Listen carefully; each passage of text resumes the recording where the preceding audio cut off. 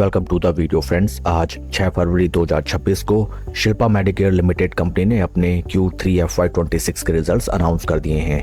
इस वीडियो में हम रिजल्ट्स को स्टडी करते हैं, साथ ही साथ कंपनी के fundamentals and technical chart pattern की तरफ एक नज़र। These are the consolidated basis results and total income for the quarter निकल के आई है 410.54 करोड़, जो कि पास्ट क्वार्टर में थी 371.72 crore and in last year for the same quarter it was 320.48 crore. Total income में हमें क्वार्टर ऑन क्वार्टर 10.4% की इंक्रीमेंट, जबकि वाई ऑन वाई बेसिस 28.1% की इंक्रीमेंट नजर आती है।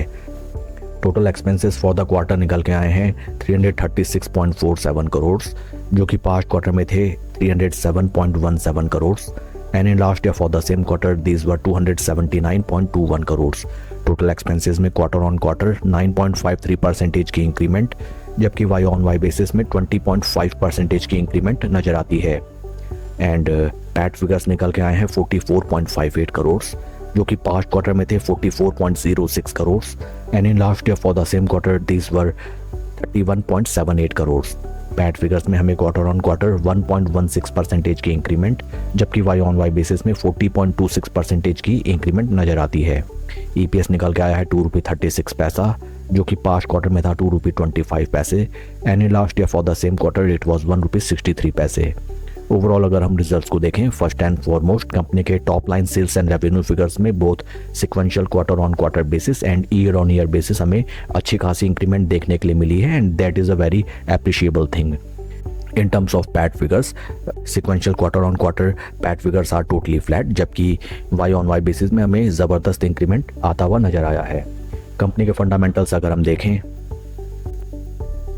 Right now stock is trading at a P of 43.24, जबकि इंडस्ट्री का पी है 35.35। इंडस्ट्री पी से कंपैरिजन में little bit at higher P levels stock हमें ट्रेड करता हुआ नजर आता है। एंड इन रिसेंट टर्म्स अगर हम शेयर के परफॉर्मेंस को देखें, बीते एक साल में -16% एंड बीते 3 महीने में -14%। Overall it can be said that बीते एक साल में स्टॉक ने कोई भी रिटर्न जनरेट करके नहीं दिया अपने निवेशकों को। आइए अब हम चलते हैं स्टॉक के टेक्निकल चार्ट पैटर्न की तरफ।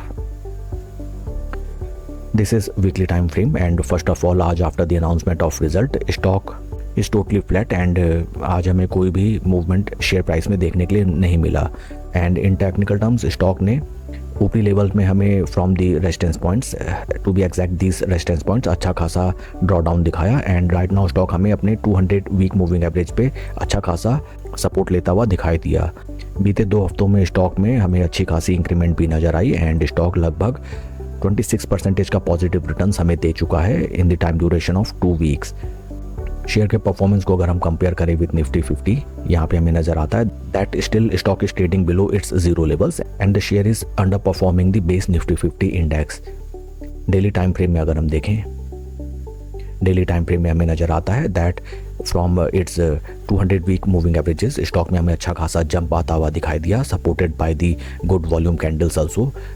बट आपको ध्यान रखना चाहिए that still 20 day moving averages trading below 50 day moving averages and right now share अपने 200 डे मूविंग एवरेज के काफ़ी नीचे ट्रेड करता हुआ नजर आता है।